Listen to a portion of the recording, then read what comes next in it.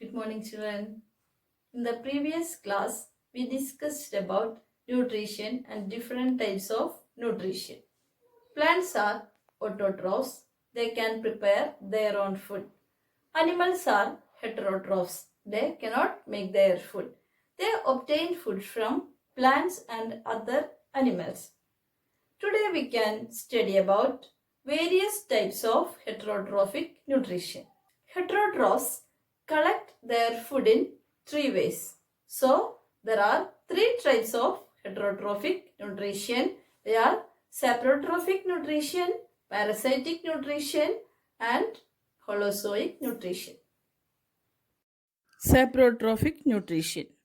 In this nutrition, organism obtain its food from decaying organic matter of dead plants, dead animals and rotten things.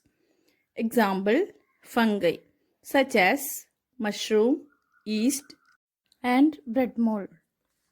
Parasitic nutrition. In this nutrition, in which an organism collects its food from the body of another living organism called host without killing it. Examples, plants like cuscuta, animals like plasmodium, roundworm and leech, etc. Holozoic nutrition. It means feeding on solid food. In this nutrition, organisms take complex organic food material into the body. Human beings and most of the animals have a Holozoic mode of nutrition. Examples, man, cat, dog, tiger, lion, frog, fish and amoeba. Next topic, nutrition. Nutrition in plants. Green plants are autotrophs and synthesize their own food by the process of photosynthesis. The plants use the energy in sunlight to prepare food from carbon dioxide and water in the presence of chlorophyll.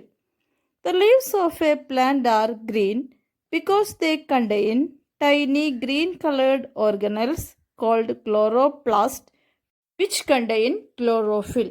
Chloroplasts are the site of photosynthesis. The process by which green plants make their own food from carbon dioxide and water by using sunlight energy in the presence of chlorophyll is called photosynthesis.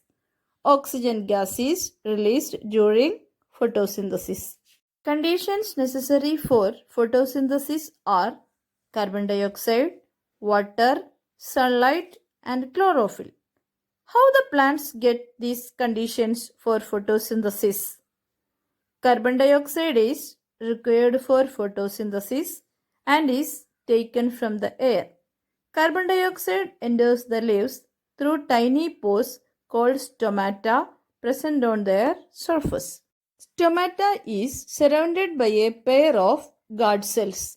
The opening and closing of stomata is controlled by the guard cells.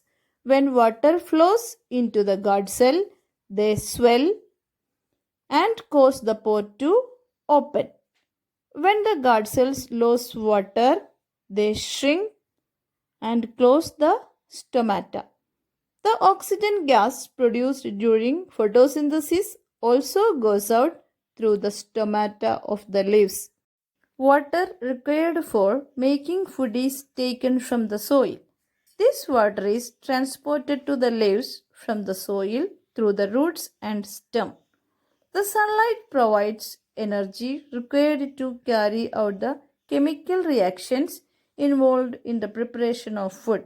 The green pigment called chlorophyll present in green leaves helps in absorbing energy from the sunlight. Oxygen gas is produced as a byproduct during photosynthesis. This oxygen goes into the air. Food prepared by the green leaves of a plant is in the form of a simple sugar called glucose. This glucose is then sent to the different parts of the plant. The extra glucose is changed into another food called starch. This starch is stored in the leaves of the plant. Glucose and starch belongs to the carbohydrates. The green plants convert sunlight energy into chemical energy by making carbohydrate. What actually happens during the process of photosynthesis? The photosynthesis takes place in the following three steps. First step, absorption of sunlight energy by chlorophyll. Second step, conversion of light energy into chemical energy and splitting of water into hydrogen and oxygen by light energy. Third step, reduction of carbon dioxide by hydrogen to form carbohydrate like glucose by utilizing the chemical energy. Balanced equation of photosynthesis is 6CO2 plus 6H2O in the presence of chlorophyll and sunlight gives C6H12O6, that is glucose, plus 6O2. That's all for today. Thank you and study well.